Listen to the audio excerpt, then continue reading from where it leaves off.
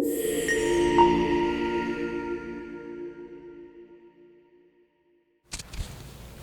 guys, this is Glenn and this is Claire and Jessica of Ribbon and Rogue. We're here in the Ocoee Lakeshore Center. We're in the bridal suite of that venue, and we're here today to talk to you about some unique and unconventional stories that we've come across in our wedding planning days. So basically I'm just going to be asking Jessica and Claire each a few stories about what they're doing and what unconventional situations they came across and how they overcame them or kind of rolled with them. So if you guys could, I'm going to ask you each, and then you could go ahead and just tell me a story or two about each one. That'd be great. Okay.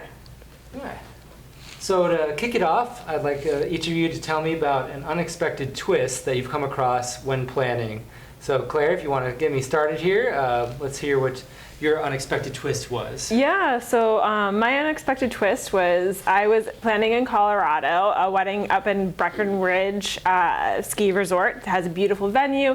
It's got a beautiful outdoor amphitheater type thing right off, they're looking over a nice beautiful cliff with the beautiful mountains and everything like that. And we were doing day of coordination and setup. So we set up this beautiful huppah for the ceremony, and during the ceremony the bride and the groom were getting married and they're holding their hands, and the wind picks up and the huppah just flies off the cliff. Oh god. Just falls hundreds of feet and just at the end. And of course, during the ceremony there's really nothing you could do at that point. They kind of just looked, it was like, and continued on.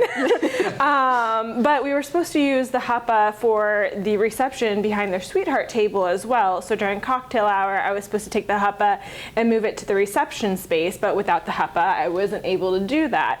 So I wanted to create still some sort of beautiful, looking sweetheart table. So instead I grabbed the bridesmaids' bouquets and just placed them on the table, making a really pretty garland in front of them instead of having the huppah behind them. I think that was probably the best option. Yeah.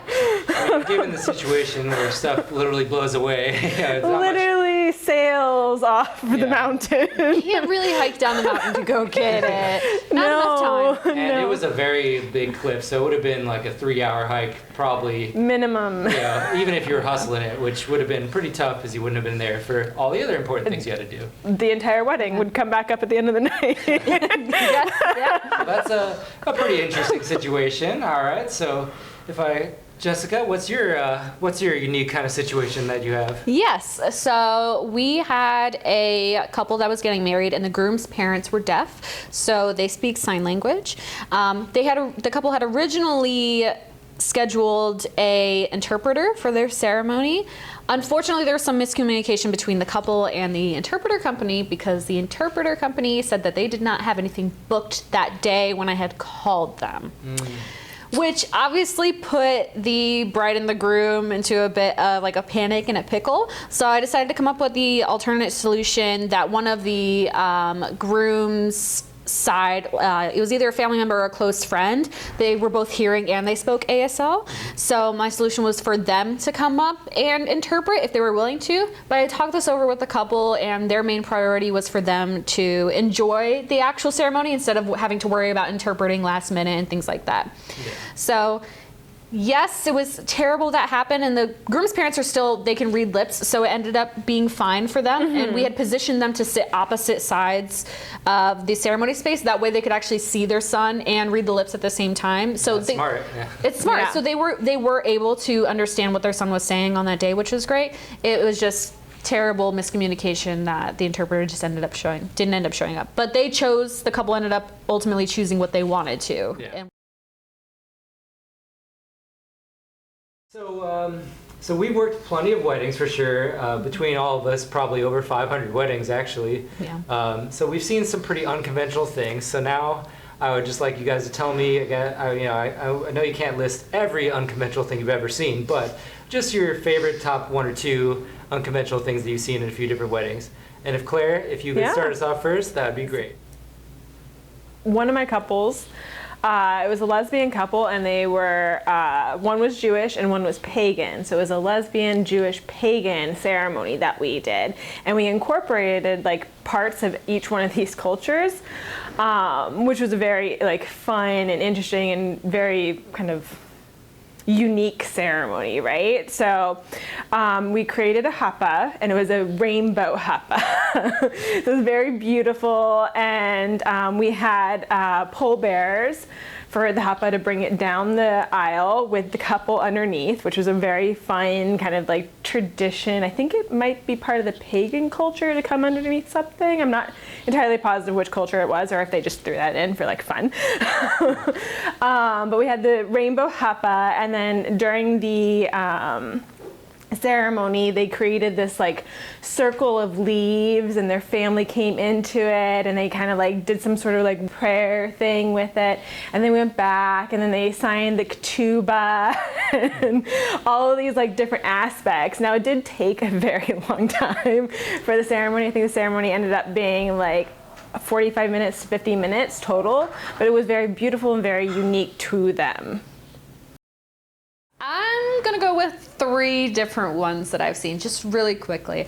So at one of the weddings, I was also not told about this. So it was a surprise from one of the family members of the bride, but the bride used to work at SeaWorld at Sesame Street. So at one point while the open dance floor was already happening, someone had come dressed up as Elmo to surprise the bride so that she got to dance with Elmo during her open dance floor. Even the bride was surprised, I was surprised, all of us were surprised. So that was definitely an unexpected twist.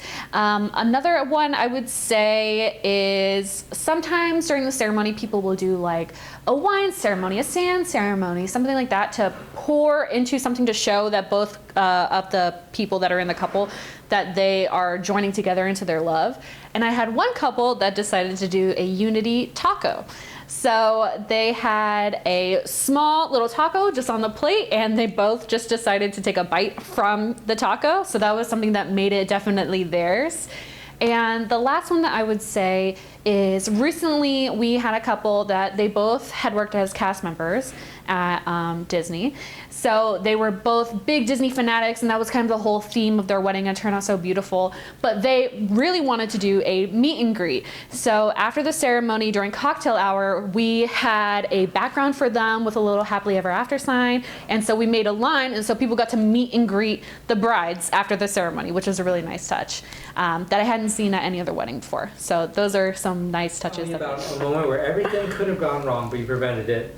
I'm going to go ahead and start with you, Claire. Could you tell me about that? Yeah, so I'm actually going to talk about one of my weddings that I did quite a few years ago, back in St. Pete, where I originally started, and I was at a venue called Nova 535.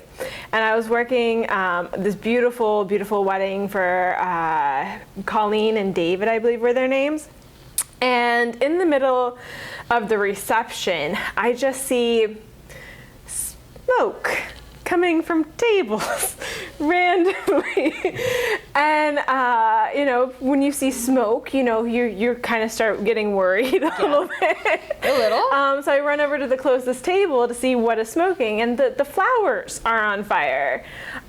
Because the guests, we had little tea votives, little tea candles around the flowers. The guests had all pushed the tea votives underneath the flowers. Oh my God. And so like they were catching the flowers on fire.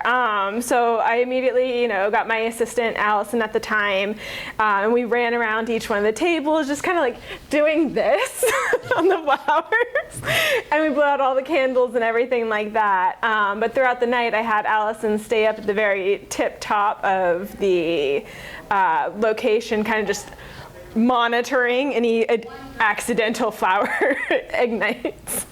And the couple had no idea. At the end of the night, they're like, so I noticed Allison was just standing up there like the entire night. Like, I thought I hired her for something.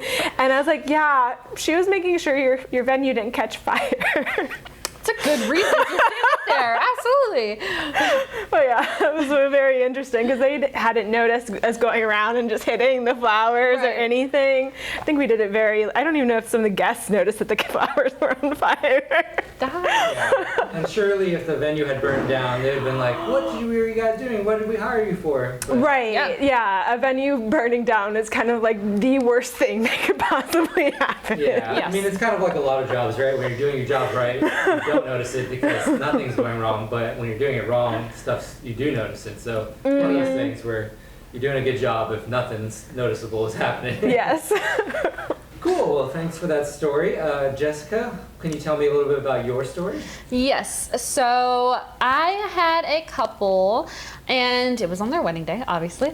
And the cake vendor was showing up a little bit late, so I was starting to get worried. So I called them to make sure that they were nearby, and they were. Thankfully, they were coming up about like 5 minutes before the ceremony began. But as they were coming up, the cake had melted. We are in Florida, Central Florida. It's really hot during the summertime. So unfortunately, the cake had melted as they were trying to transport it inside of the venue, which had AC. They had informed me right away, thankfully, about it. And the cake vendor ended up staying behind. So during the ceremony, they were in the kitchen area of the venue, just scraping it together and trying to make it as beautiful as possible. It's something that the couple did not know about. And they didn't even notice it at all, which was really nice.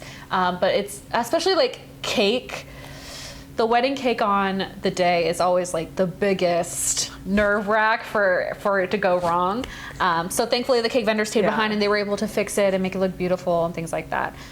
Yeah, it is really hard to keep cakes in Florida in general. Yes. Cakes have to stay underneath 72 degrees, otherwise they do melt. So it's really important to make sure that your cake is an AC or a fan or gets put out really close to the cake cutting time if you are at an outdoor venue. Yes. Well, thanks guys for sharing those interesting moments with us.